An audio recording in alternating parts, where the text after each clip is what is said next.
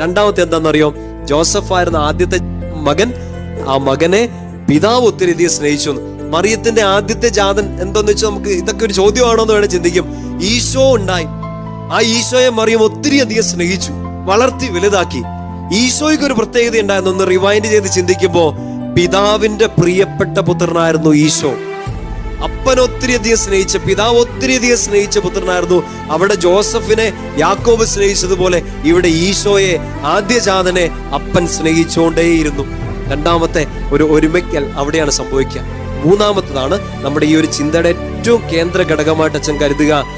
മൂന്നാമത്തെ ഒരു പ്രത്യേകത, അതായത് ബെഞ്ചമിന് ജന്മം കൊടുക്കുമ്പോൾ റാഹേല് സഹനത്തിലൂടെയാണ് ജന്മം കൊടുക്കുക.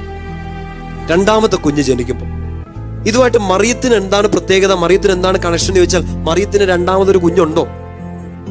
ആ ഒരു ചോദ്യത്തിന്റെ ഉത്തരവാണ് നമ്മൾ ആദ്യം ചിന്തിച്ച ഈ യോഹന്നാൻ